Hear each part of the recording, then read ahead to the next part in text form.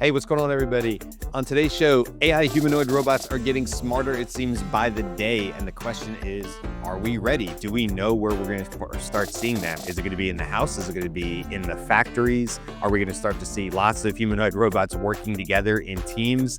There are so many companies out there, more than you probably know exist. Yes, we know about the Tesla Optimus because it gets a lot of screen time. It gets a lot of the news cycle, but there are plenty of other companies, some of them out of China, that are doing pretty amazing things when it comes to the most advanced humanoid robots. I promise we're going to show you some stuff today that you did not know existed. But that's the topic of the show today, is just to get caught up on what is going on with these AI robots, specifically the humanoid, because there's so many others out there, like the Boston Dynamics dog and things like that. But we're going to sort of focus, I think, more of our time on the humanoids. So with me today for the Daily AI Show, and by the way, today is March 4th, 2025. With me today, we have Jimmy, Beth, Andy, Carl, and I am Brian. And yeah, this is one that we've been looking forward to for a while, right, guys? And I think it's gotten bumped because of some other things in the news cycle that we wanted to make sure we got to last week with the announcements from Claude 3.7 as well as GPT 4.5. But we're here. It's happening. It's time to talk about robots. And yes, I am sure at some point we'll talk about the possibilities of them taking out Carl's recycling, because it would not be the Daily AI Show unless we tackled that hard-hitting question of like, when is that going to happen? So yeah, there's a lot. I did a lot of research on this. I'm sure you guys did too. I found some companies that I did not know existed, such as Sanctuary, which is a Canadian company. Didn't know that one existed before. A couple out of China and a whole bunch more. So I have a lot on my screen to share as we get through this, but I don't know. Let me kick it over to, I don't know. How about you, Carl? Let me kick it over to you, since I was just joking about, the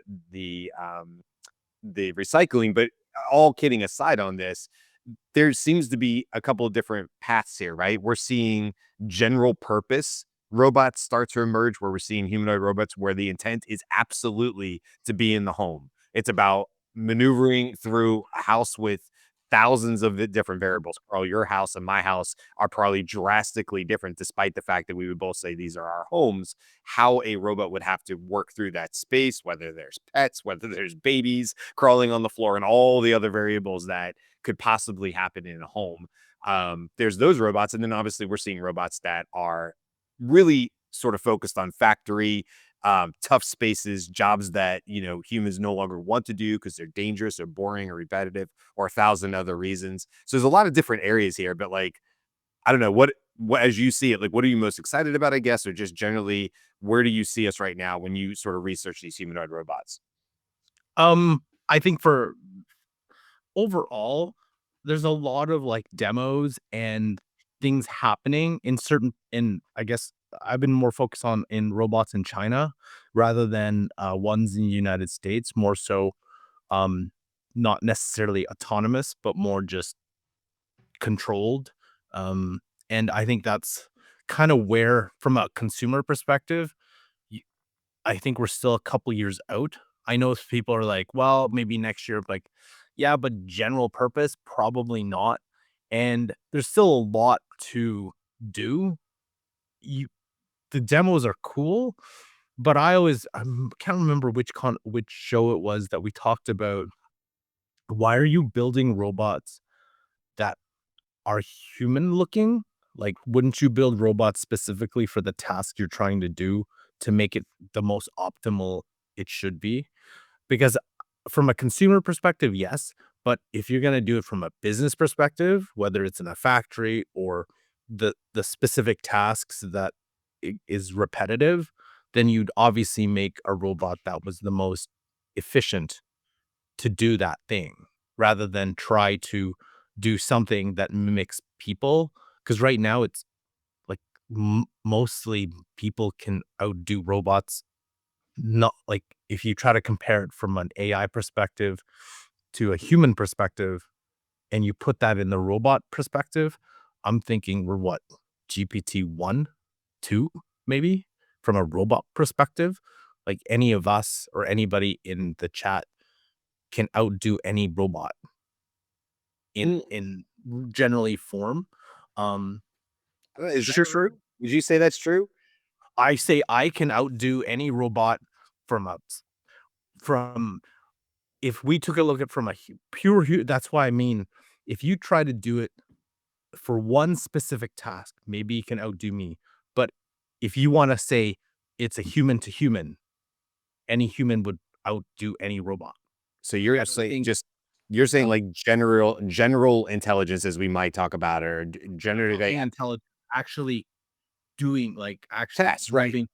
Yes, that's But not currently specifically trained. You mean I meant general in the terms of like what the robot's doing. You're saying I can outperform a robot if we're just talking about general human tasks. general human tasks. Yeah, I okay. would say all of us can pretty much outperform any robot. I'm not talking intelligence. I'm talking just like pure movement to do everyday things. I, Maybe, I think you maybe might I think you might be right on a like zero shot attempt, yes. right? Literally, And that's what a I'm talking human might actually learn quicker to, reproduce a task that's just been shown to it at that moment. But you give a robot enough time, like it just tens of seconds to practice that.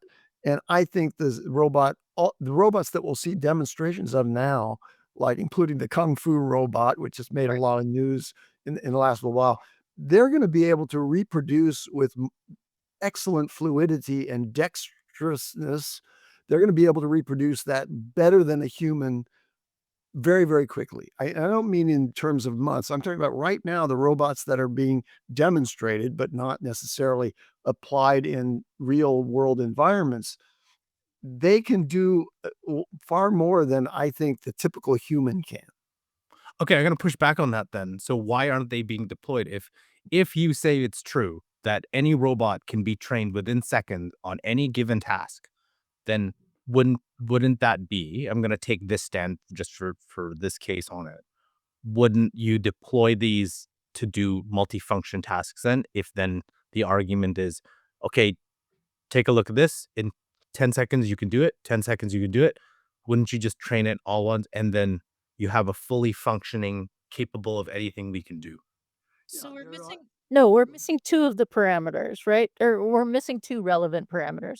One is, can it do it, for the same cost as a human right now? And unlike, AI, which is like at a point where potentially it can do what a human can do for a less cost. Robots, I don't think can. Robots are still like, not at economies of scale. And the second thing is, even if it can do what humans can do, is it also going to do something that a human would definitely not do based on its reason? And I think robots aren't there yet either. Yeah, I think there are safety, energy, and regulatory obstacles to widespread deployment of the current capabilities of robots. And I think for good reason, because I'm personally quite concerned about the safety issues. There's a news story just from this week about a demonstration in China at a festival where a robot kind of went rogue and appeared to attempt to headbutt an old lady. So we don't really have good control over the robots yet. And not that it was doing something, nefarious. It may just have lost control. And many of the robots that we see in public spaces are being remote controlled as well. And there's a big question about whether truly autonomous robots are currently programmed well enough to do these things. So I'm not saying that right now we have robots in production that can do what I just described in seconds. But I'm saying I'm not concerned about robots being limited in their capacity that way over the course of the next years, with China leading the way for mass produced robots that will find their way into the public domain. Yeah, and we can talk about China first. There's two main companies there. I'll say main. There's Unitree Robotics, and then the other one is Boutique? Ubtech? Ubtech. U Ubtech. UBTech. Yeah, Ubtech. Ubtech, Yeah, Ubtech Robots. So Ubtech Robots, I'll pull them up on screen here, is a S1 is their one, and then Unitree actually has two different main ones, the G1 and the H1. One of those is the Kung Fu robot that you were just referring to. And we can look at those. So let's just take a look really quick at, let's start with China because they are for I don't say leading. They certainly seem to be farther along because of either what they're allowed to do, how they're allowed to allow, Yeah, it's uh, a cultural robots thing. in the public and things like that. There's videos of these robots with a handler, and we don't know how much of it is like remote control or whatever, but there's definitely, you can go on YouTube right now and see videos of robots out and about as it is in public. How much of that is controlled or not controlled, I don't know. Is somebody's finger on the kill switch to, shut it down immediately? I don't know. But yeah, let's talk with I have Ubtech up Well, here. while you're showing that, I'm just going to make a quick point about China, which is ahead in EV production and in industrial robots. That country moves very, very quickly in product and use case expansion. Why? Because China follows a kind of a laissez-faire natural selection approach. And for emerging technologies, where they take a trial and error thing. Like they don't. I don't think the Chinese Communist Party worries too much about losing a little old lady as they move to become the dominant player in the robotics market. And they have many, many willing initial users, like billions, right? Hence, they have an advantage. They have an advantage over the regulatory restrictions that the U.S. manufacturers have, except in certain domains like military and so on, where the full capabilities of robots can be expressed without too much supervision. Yeah, I agree. So Beth, if you pull up the first one here, I'll show the Ubtech. So basically what we have here is this story came out Monday, so yesterday, literally yesterday. Talking about first humanoid team in car factory. So this is what I was talking about at the beginning of the show. These humanoid robots are being deployed for wildly different use cases. We've seen the ones in factories and stuff like that, but what's different, I guess, about this one and their Walker S1 robot in the Zeekr EV factory in Chinese port city of Ningbo for multitask and multi-site operations. And I don't know if we have a video. I'll scroll down again here. But if you look at this screenshot here, it's showing two of these robots. You can get to see what they look like. They appear to be, it's hard to tell, there's not a human next to them, but they appear to be about human height, maybe a little shorter. And the two robots are working together to move something off an automated pallet jack. So I'm not sure there. So let's see if we go down. I don't know. Lots of advertisements. We could probably have to go to their website for that. I'll check that out in a second, see if we can get an actual video of that. But that was the big news that came out of there.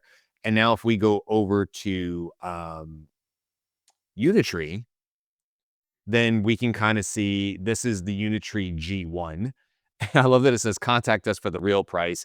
This has been a lot of variants. I've seen the price on this one. It says this robot would be 16,000. However, in multiple different articles I read, claimed it was somewhere between 3,000 and 5,000. Obviously, it's also talking about you have to contact them to see what the actual price is. If you literally wanted to get this robot in the United States, you would pay way, way, way, way more than this because of port fees and imports and stuff like that. So even if it was 16, which you might consider like, hey, that's not bad. I wouldn't mind having this Kung Fu robot in my house. I have 16K to burn. It's probably more like having 50K to burn in order to actually have one of these robots in the United States. Of course, if you're not in the United States, different scenario. So this is one that made news not too long ago because of it's the cheaper, smaller model. This one is not as tall as a typical human. I don't know if that's fair to say, but it's not. It definitely, when you see it next to humans, it's shorter. It looks like it's in like the 5'1", 5'2" range. It may be a little bit smaller than that. So they're talking about all its different abilities and ranges of motion and how it can help with real world models. And it's like run agent, more flexible. So they're really getting into just how many ranges of motion it has, how many degrees of articulation it has, and things like that. So this one here, you can see some stats on it. Oh, I didn't realize that. Is it just 3-finger or no? It's got a full hand on it. 3-finger force control and dexterous hand. Optional. Oh, optional. If you wanted it to just have 3 with the thumb, which would probably make sense in a lot of use cases. And they talk about 2-hour battery life. Its weight is 35 kilograms. Height, I don't know, Carl, you'd have to help me with this one. 130 centimeters. I don't know what that compares to. Is that like it's not 5'1", 5'2"? I don't know. They talk about that. Yeah, most of the robots that I sort of charted out here are right at about 5.5 feet tall. So let's find out really quick what 130 centimeters to inches is 51 inches. So 51 is 4 feet is 48 inches. So it's 4 feet too. So it's even shorter than I thought it was. But there are humans who are 4 feet too, just to clarify, we say it's shorter than a human. Okay. I know. I said average, Beth, because I didn't want to get into that. I hear you. You're right. There's plenty of people who are actually 4'2". But generally speaking is what I was trying to say. But maybe there's more 4'2" people than I know that are full grown adults. I don't know. And then there's also the G1 here. So this is a different, I'm sorry, that we just looked at G1.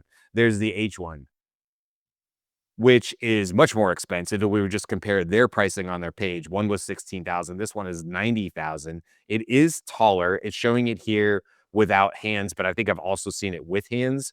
Unitree's first general purpose humanoid robot. So going back to what you were talking about, Carl, about it being general purpose, the preview half-a-year achievement. This one is 180 centimeters. What was the last one? 130, I think. So 180 centimeters. Let me do the fast math here. 180. That is 70 inches tall. And let's see, does it have like a larger battery? I'm trying to look and see what the comparison is here. But this was the first one they had out that I remember. And then they made the shorter G1 one, which was mostly less expensive. And this is the one that I've seen out in the videos where people have shown it out and about with public. And I've also seen ones where they've shown the G1 as well. So 2 different companies, certainly not the only companies in China that are producing robots. And if we go down to the bottom of page 8, you can see they don't only, in fact, for at least Unitree, they don't just look and they don't just build, humanoid robots. They have ones that look much more like what is the Boston Dynamics bot called? What's its name? Well, they refer to this model as dogs, right? So this is, but like, Yeah, I I don't can't know, is just it a one that looks like this. I just can't think of what its name. It has a name, but anyway, I can't think of what it's Rex. I can't remember. But regardless, they make other robots here. So clearly they're not only a humanoid, they're a robot company that has obviously moved into the humanoid space. I don't know how long they've been doing it. I will tell you sort of a funny thing here, guys. I won't bring it up on screen, but in researching the show today, I landed on this website and it was like, and it wasn't robots.com, but it was something like that. I was like, oh, this is gonna be great because it has a whole bunch of different varieties of it. And man, that is a rabbit hole you don't want to go down when you start seeing all the history and variations of humanoid robots with like there was one with an Einstein face on it. There was ones that had really creepy doll eyes. There was ones that I thought, wow, there's a lot more here than it makes the the morning news in terms of what people are building. I don't know how old some of those were or not, but it was an interesting website nonetheless. Okay, so that's obviously what's going on in China. I know I want to share what's going on with Clone because that's the one I shared in our Slack channel that I was like, well, now I'm creeped out. So we Yeah. can certainly talk about that one too. So, I think when you share that, we need to like have a little warning. Like, if you have children in your immediate Yeah, right. vicinity, or you're particularly sensitive, you might want to close your eyes and ears and come back in like 20 seconds or whatever. Clone's doing stuff. I will say they're the ones that are doing stuff completely different than anything else you see out there. So maybe let's talk more. We'll hold on to that. We'll keep them as it's coming because these other robots, the Optimus, the Boston Dynamics ones, the other companies, Sanctuary, Atlas, they all that's Figure, Boston. I think like Atlas is figure needs to get mentioned in that list. Figure too. Yeah, I'm sorry. They're on here too. Figures is Helix, right? Is that theirs? Yep. Yes. And there so okay, let me pull this up on the screen because I actually use this as the joke in the newsletter. And I don't know. I mean, I don't get feedback necessarily from the newsletter other than I liked it or I don't like it. But I will tell you what made me laugh about this. And it's you can see the ketchup is on that. Now there's robots working together from Figure. And they put this out maybe a week ago and actually clipped a little part of it. And it's this part coming up right here where one of the robots has the fridge open. It picks up the ketchup and puts the ketchup in the fridge. Now, this is funny to me from my family because growing up, we always kept ketchup, like the Heinz ketchup that you see there, in the pantry. Always, right? It's how I grew up. My brother grew up, got married his wife, and his wife is like, what are you doing? It goes in the fridge, right? And so now it's been this funny years long debate about where does open ketchup go in the house. And so when I saw this, I was like, debate settled, man. Figure the robots have decided the ketchup definitely goes and needs to be refrigerated in the fridge. End of discussion. The robots have figured this out. And that was my joke. I don't know how many people got that or not, or how many people argue at home about where does ketchup go. You could tell us in the comments, by the way, what side is it, refrigerated open ketchup or not refrigerated open ketchup? But that was one of the things that made me laugh about this video. Is like the only thing I could really focus on here. But Figure's doing some really cool stuff. Yeah, so Figure is the company that announced about a month ago that within 30 days they were going to, reveal something that was really compelling. And what they revealed is their platform called Helix, which replaced their collaboration with OpenAI. And what Helix is a generalist vision language action model. And so the idea of what Helix is as an advance in robotics and robotics training is sort of in an ideal world, you'd be able to tell a robot to do something that would just do it. And that's Helix objective. Its platform is designed to bridge a gap between vision and language processing. So if you say something, now you're talking about an AI that's got to interpret what you said. And there's a certain component of Helix that does that piece of it. And then it has to translate what you said into review of what the visual field presents and then take action. So the vision language action model, it has a vision where the sensors are seeing everything that's in front of it. It gets instruction via a natural language interface, and then it takes action based on the instructions and what it sees. Now, there's a bunch of different chips that are involved in that whole process, by the way. And I just wanted to quickly recite what the chip specialization is in robotics for humanoid form. So there's 4 key types of chips to achieve complex movements. Like Carl's worried that, humans can only perform, but I'm convinced that the chips are going to quickly advance and get us to the complex movements and intelligent interactions. The main control chip that's sort of coordinating everything. There's sensor chips like the vision. There's motor drive chips and communications chips. So there's specialization in the chips. It's not just a simple AI GPU that's running those things. There's going to be more and more specialization all the way up to and including application-specific integrated circuits that are much faster than a general purpose processor like a TPU or a GPU. And those things are going to be coordinated in a way that'll allow, as you see in Boston Dynamics capabilities, in now the Unitree robots, which recently, by the way, performed a front flip, which is a very complex maneuver, and so on. The chips and this vision language action model approach that is a different kind of AI, in effect, a coordinated sort of a mixture of experts kind of approach, specialized chips, specialized language programming, and the vision sensor accommodation. All those things are going to really work together. And that's sort of the frontier of what's happening in robotics right now. And you brought up the one that does the front flip. That's Engine AI, and that is another Chinese company. So thank you, Andy, because I forgot I even had that on the screen. If anybody was here, we'll show it really quick. It'll take 2 seconds.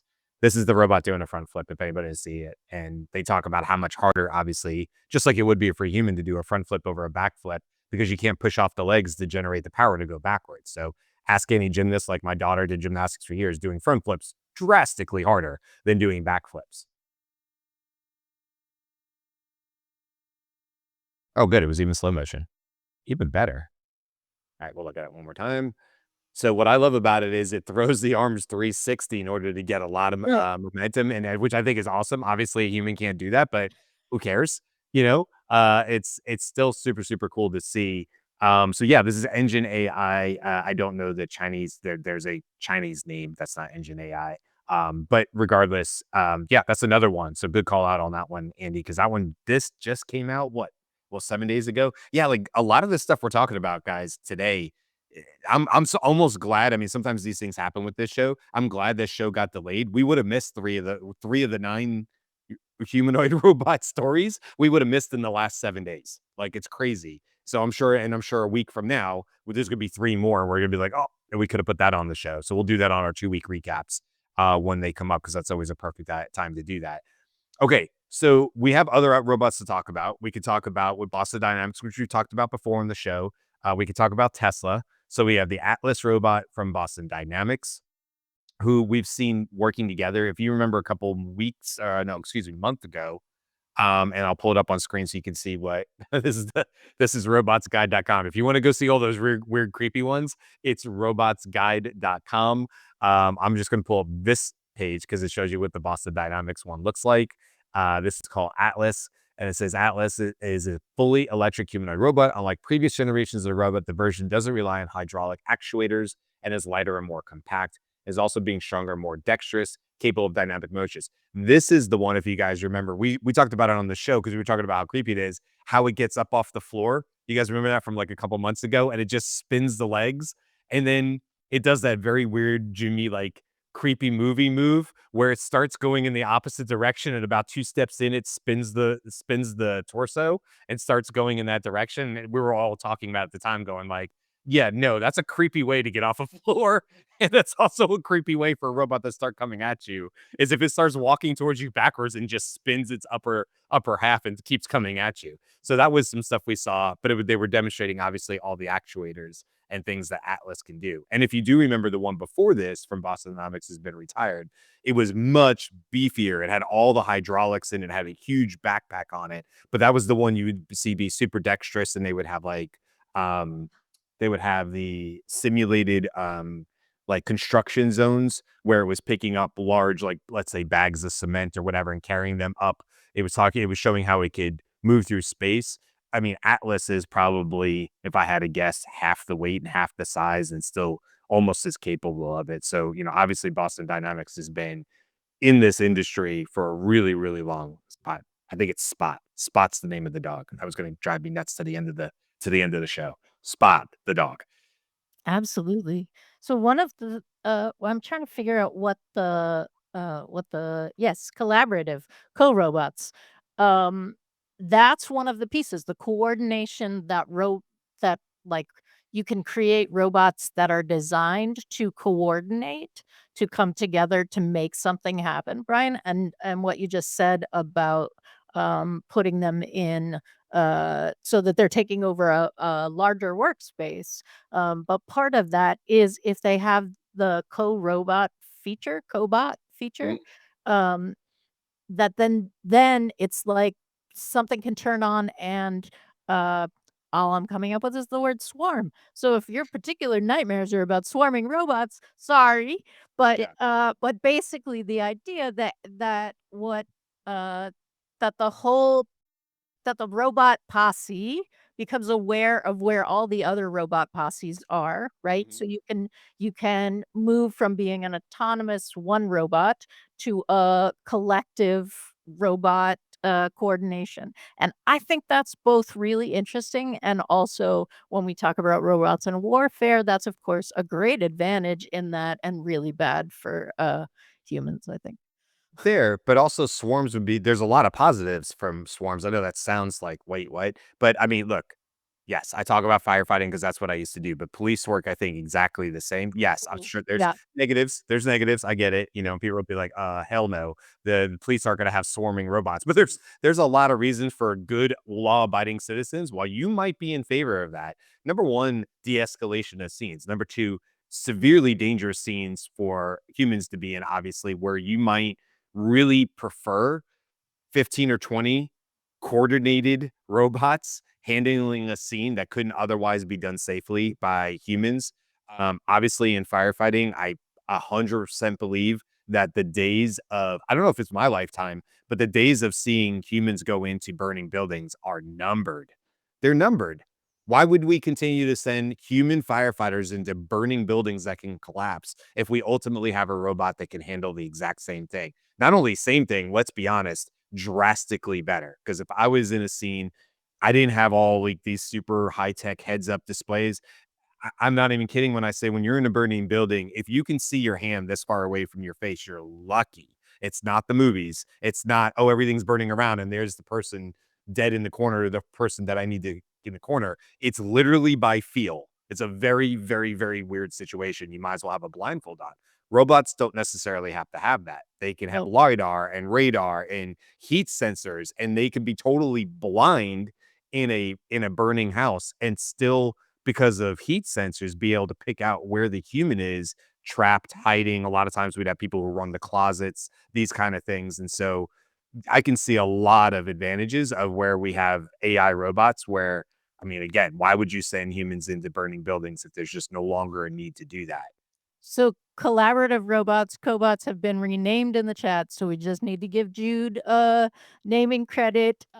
From now on, they will be robots, but as someone observed, they fist bump just a little too much.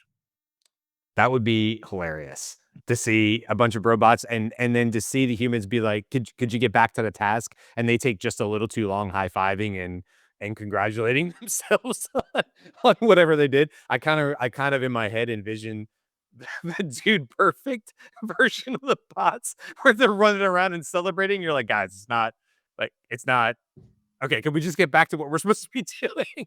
And they're still running around celebrating whatever the one thing they did collaboratively together in a factory somewhere. Some owner of a factory is like, yeah, I mean, we love the bots, but if I'm gonna be honest, they celebrate way too much. These robots are way too excited. We're losing productivity by the day. All right, so we've talked about Atlas, we've talked about Helix, which is figure, we've talked about Unitree, we've talked about let's see, who else haven't we mentioned yet? Sanctuary. Did people even know about Sanctuary? I didn't. I'd never heard of this company before, so that was cool to learn about. So I'll pull that up on screen. And then yes, we will absolutely talk about Clone.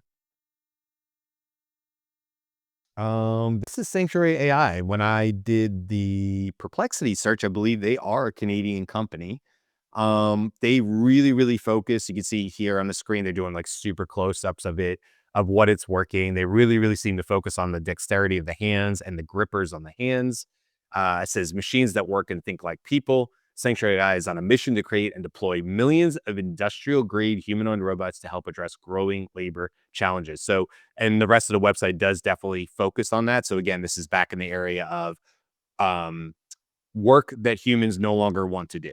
So enter in whatever you think that is, and you're probably right. But obviously, dangerous would be one of them. But boring, super boring, repetitive tasks would also be ones. Tasks that are prone to injury because they're repetitive and the body only moves. Think of people who are in a factory whose literal job is to just do this all day long because there's no real robot that can handle it. And maybe there's some other human elements to it as far as like assessing what's coming down the the delivery, system inside of, like an Amazon factory.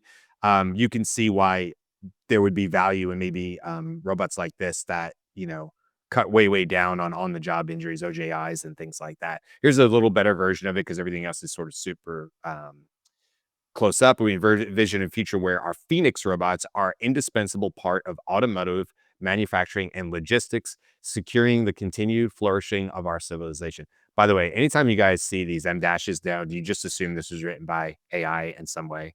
I can't see past an M dash anymore. If I see an M dash, I just assume I'm like poor people who are using those in their regular writing and not using a hyphen. But anytime I see this, I just assume this was written by AI. I love M Sorry. dashes.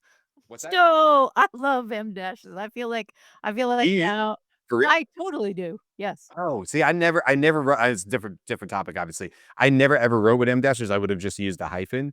But they're just known now to be something that, or at least ChatGPT likes to do a lot. So it's like Delve. It's been sort of synonymous now with AI writing. So it's hard for me to see past them. It says we focus on dexterity, tactile feedback, and fine manipulation. It has a strong torso built for industrial grade tasks and can complete tasks quickly and accurately. So yeah, so this is Sanctuary. I have some other humanoid robotic companies that we haven't mentioned yet. Let me just rattle Okay. through them. In the industrial space, the one you just showed, there's 2 US companies that are focused on that. Agility Robotics, and I don't know much detail about them, but they, surface in the research, and Apptronic. And those two companies are focused on industrial robots, but humanoid form factor and relatively autonomous, motivating and moving about. And I mean that motivation, not conscious motivation, but rather just moving the body around. And then they're all focused on a key robotic skill, which is pick and place. And that's what you saw the refrigerator example demonstrating. The robot has to pick the right object and it has to place it in the right position. And those skills can be rapidly advanced.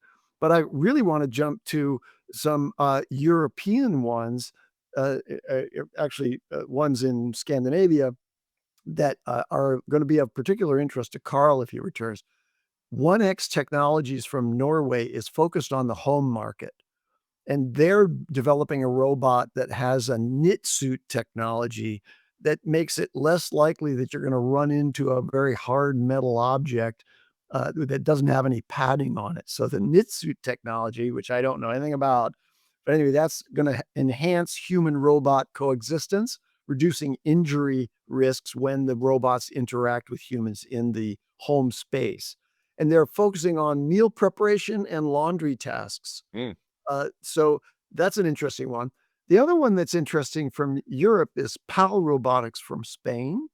And what they're focused on is retail and hospitality. So think retail stores and stocking, and also in hospitality. So in hotels, like I'm thinking, the chambermaids being replaced by the PAL robots, and they're focused on multilingual customer service. They'd support 12 languages and shelf restocking with a payload of about 25 pounds. They can pick up a 25-pound object and pick and place it somewhere. So those are interesting things. And then I'm just going to quickly mention one other, which is Ubtech. We've mentioned them before. This is the Chinese company with the Walker line of robots. They're currently undergoing FAA certification for space-based satellite assembly tasks. And to achieve that, they have vacuum-rated joints, so they have to operate in the vacuum of space, and radiation-hardened sensors. So you can imagine, it's not just in the home. These robots are going to go out to space and other difficult environments. Space robots. I like it. Space bro robots, even better.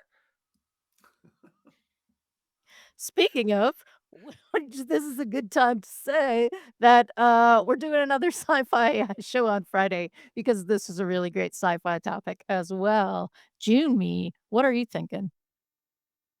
Well, I wanted to kind of bookend a couple of things. Number one, to kind of address Carl's earlier question about why are why are all of these companies really developing humanoid general action or general robots as opposed to highly specific robots. We've been doing highly specific robots in the industrial sector. That's what the robot arms are. It can be programmed to put a weld here, screw this in, apply, and combine this kind of thing. We have robot specified or specific robots in warehouses now. We have entire grid systems where packages are moved through the vast majority of the supply chain of the warehouse.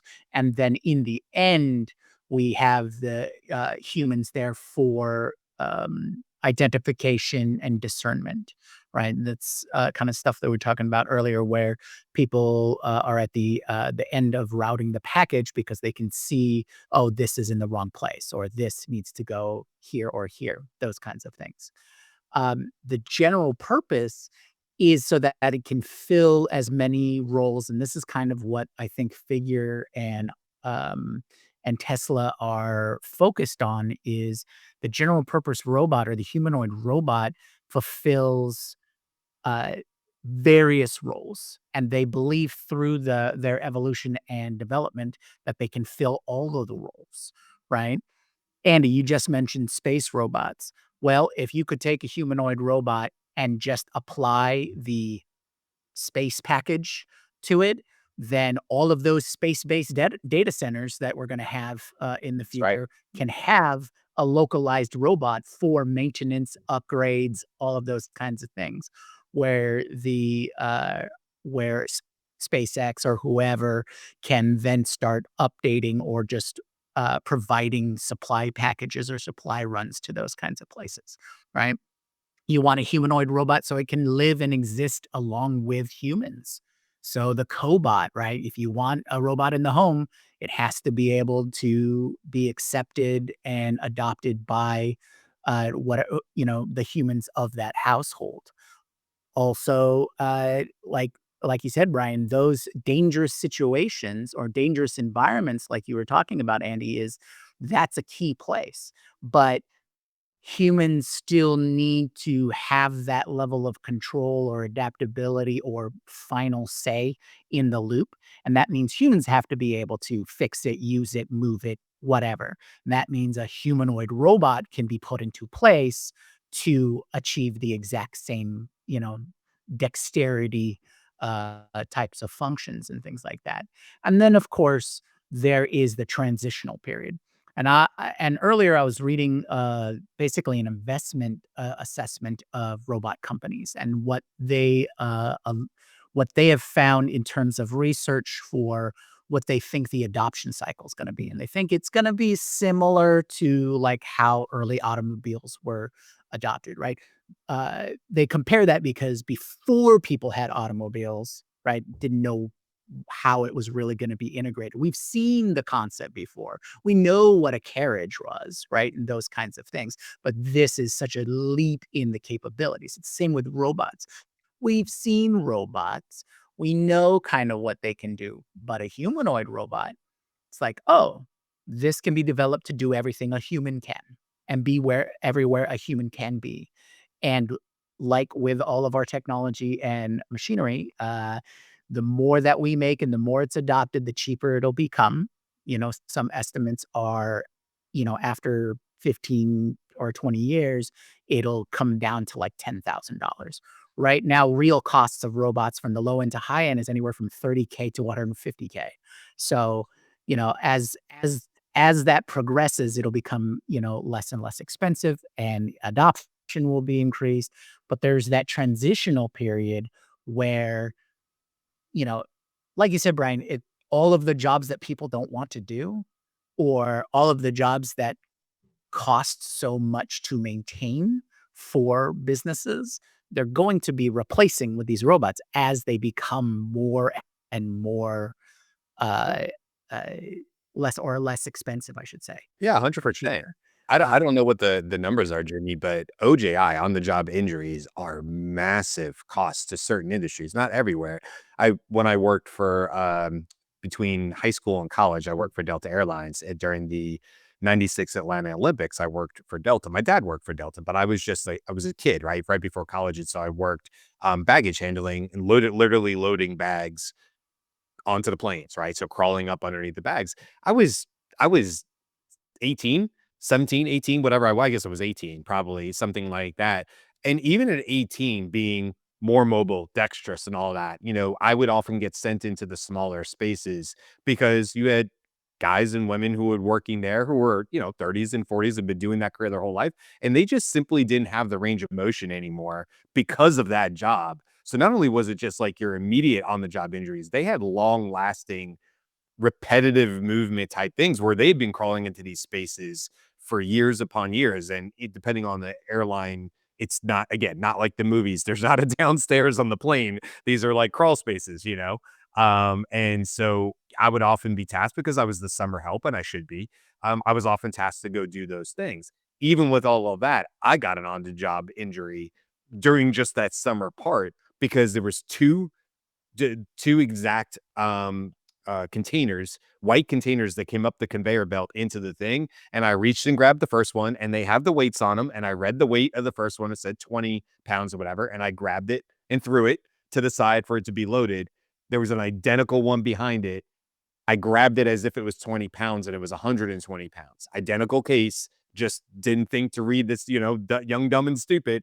Didn't think to read the second, thing. And I grabbed it, and of course, it didn't move. I moved, and it pulled all sorts of stuff, and I pulled muscles and stuff like that. My point is this, like, and that's one silly, like, example of being 18 and going, well, I guess I'll read the labels from now on, but it's just one of those examples of like, well, if we don't have to put humans in that position to not be hurt like that. And not only that, just think about the long-term effects of what it costs insurance to help those people stay healthy long after that job. So there's not only the immediate on the job industry, think about insurance and how much they would prefer the humans not being this because of the long-term effects of what it might take for somebody with hip replacements and knee replacements and things like that due to being on these jobs 20, 30 years. I mean, firefighters alone, but my father-in-law and mother-in-law were both in the Army. Both of them have knee issues from jumping out of planes. Both of them. My father's had knee and hip and knee replacements because of his time in the Army. So anyway, I know there's a lot of examples like that, but I agree with you. I think like the sooner we can remove humans from dangerous conditions like that, the better. I don't want to take people's jobs, but I do want to protect more people. And if this is a means to that, then I'm fully in support of it. So I want to address the declining cost of robots. I don't think that it needs to decline much from where the Chinese are setting the standard now for industrial and or humanoid general purpose robots. Because you think about this in comparison to the automotive industry, who thought that we would be able to finance as a family finance a 50 or $60,000 car? Well, the robots are going to end up at a lower than $50,000 price point, but you probably won't need one standing by in your living room at all times. So there's already in China, and there will be eventually a rental market and a leasing market for robots, so short and long-term leases for whatever purposes you have. I can think about around the ranch here, the tractor that I rent from a local rental operation that I only need to use for a couple of days, and then otherwise the tractor just, if I owned one, would just be sitting here waiting for another instance where I need to have that level of lift and mobility, for heavy duty work. I think the same is going to happen with robots, and you'll be able to rent one. In China, you can rent them right now. You can imagine now for, gender reveal parties and, other events, birthday parties, you can rent a bipedal humanoid robot to appear there.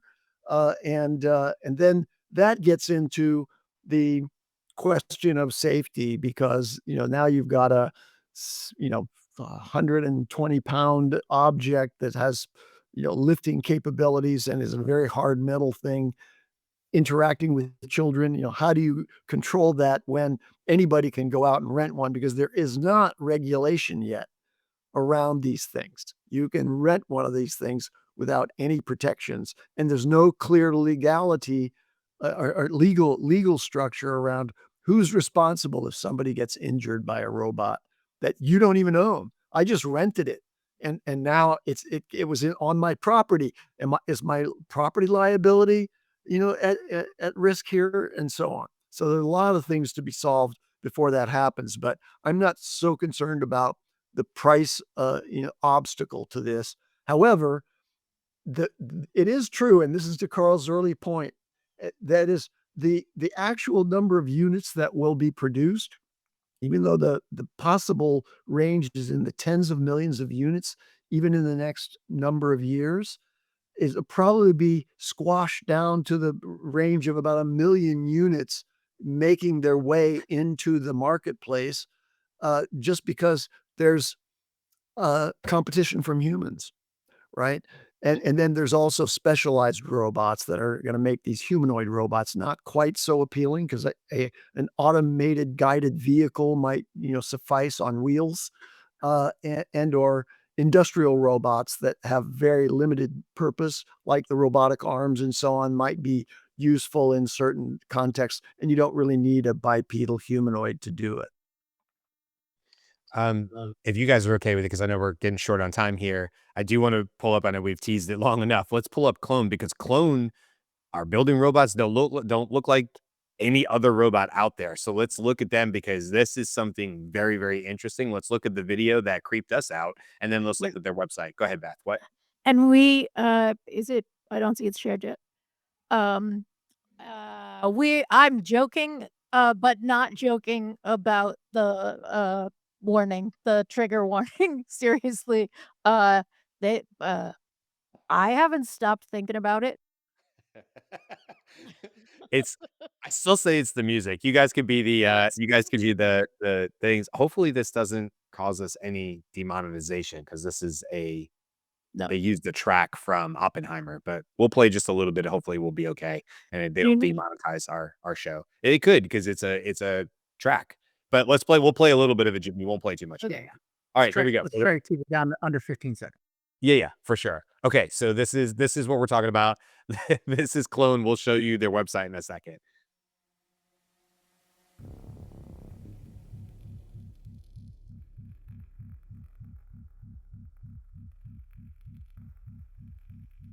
All right, and then you can pretty much get the gist. Yeah, Gareth is like creepy. Yeah, no kidding. So if you're not watching us and you're listening to us, this looks like a human, a robot head, a very human body. And we'll explain why that's the case with muscles and everything. Who's wearing like a skin tight, almost like you'd see somebody wearing a green suit, but this one's white. But what makes it creepy is that it is hanging from like the ceiling basically, and it's getting power, an external power source. And not only are they using this really creepy Oppenheimer music, they are also showing it almost like weird leg twitches. It's like twitches, which makes it weird. I know they're trying to show the power of the robot, but it does give it a very creepy look to it. Now, if you go to their website, not nearly as creepy. Okay, not nearly as creepy. Actually, very, very cool. So, androids have arrived, reserved one of the first 279 clones ever made in its alpha edition. Now, this is cool what you're seeing on the screen, but what I think is super cool is X-ray mode. So, they're talking about their synthetic organ systems, and this is a very cool graphic because I can go left to right on it, and I can go top to bottom on it, and it's showing how this robot essentially looks. And it's if you're looking at this, if you can see this, there is no doubt that this robot is meant to mimic the way a human body is created. In fact, they go on to say that right here. The muscular system, the skeletal system, the nervous system, and the vascular system. They go on to talk about how it only takes a very small pump, a 500-watt electric pump, compact as the human heart, able to pump liquid at 40 SLPMs, volumetric flow rate, and 100 PSI rating. But they go on to say that the only thing that this robot takes is water and power to move. So this robot is very, very different. They have obviously approached building humanoid robots from a not can it do things humans do, but we're going to build it like the human body is built. And they go on to say, like, we don't have time to get in all of this website. It's very fascinating. Go into clonerobotics.com if you have time and just read through this website and see what they're doing. They talk about how they attach tendons to the right position. So it's very much meant to, well, clone the human body. I'm sure that's where the name comes from. So while their first initial video that they put out, by the way, it wasn't like somebody else put that out. They obviously wanted it to look creepy. They put the music on it. It was their choice. This is a generation, not actually one walking. We haven't seen one walking through space that I'm aware of, but it's a very, very interesting company. And they started with actual just hands. So if we go up here and you look at the hand, it's a very cool look to how the hand moves. And it's like synthetic hands, real. Again, don't have a super whole lot of time, but if you go to their website, you can watch all sorts of videos of just the hand doing very dexterous things, such as surgical precision, trigger fingers, using scissors, grasping a tennis ball. And then below that, there's all these different areas at the hand. So I guess they started with the hand, which they say is the most important part of a humanoid robot. And then they moved on to create the rest of it. This is a company to watch in my mind because this robot looks nothing like what the other ones are doing. So I'll be really interested to see where they go from here. And Yeah, this is definitely an example of the Blade Runner track. So if you're familiar with that movie, Blade Runner, It's all about synths. This is a design along the idea of synthetic humans or synthetic humanoids. So to replicate that that functional system. Now, the next steps will be, of course, the interactive layer, how interactive or persona you can create, and then sticking on a more interactable face than what they're currently using, and then you'll have a synthoid. So more to be discussed on the latest sci-fi AI show. I'll leave that there. Arathid says we got to be careful because these things could be breaking into the houses and stealing your ketchup, and that's true. Listen, and I think Cisco or somebody else said this. Much harder to do if it's in the fridge. I'm just going to put it out there. It's much harder to do if it's in the fridge. So you can decide where your ketchup goes. That's a great point to leave on. We'll circle all the way back to the ketchup. Look, hopefully you guys got a lot out of today's conversation. We've been wanting to do this, like I said, for a while, and like next week we'll have missed something, right? So it's one of those topics, the humanoid robots and AI robotics in general, which we really didn't get into. We stayed in our niche today. That are just really, really fascinating. But of course, there's all other sorts of ways that AI is being implemented into robots that do not look like humans, that are in factories. And Jimmy, you pointed out a whole bunch of those. And honestly, that could be a whole different show because there's all sorts of fascinating things that are happening from digital twin models, what we saw with NVIDIA, how robots are being trained inside of these workhouse factories and warehouses is what I was trying to say. So lots more to come in this area, but hopefully this gets you caught up as at least as far as you could on March 4th of 2025. And we will certainly do more as soon as we feel like, hey, there's more to share here. There's more developments, more cool things to come out of it. But you got a lot of companies to follow for now. All right. So that's it for today. Tomorrow will be the news. Maybe we'll have some AI humanoid robot news. You never know. Could happen between today and tomorrow. If there is, we'll catch you all up on that show tomorrow, where we always take a moment each week to pause and look back at our favorite AI news stories from the last week. I promise you're going to learn about one or two of them that you probably didn't know, and maybe a whole lot more. So come hang out with us then, and of course for the rest of the week. That's it for today. Have a great day. Don't forget to go to the website to sign up for the newsletter if you like. Also subscribe, and liking this video goes a very, very long way to us being able to reach more people. So thank you to everybody, and thank you to everybody in the comments today. I think you guys are reaching new levels here. There's got to be well over, I don't know, 100 to 200 comments in there today, just from today's show. You guys are awesome. That's it. Have a great day. Bye. Aloha.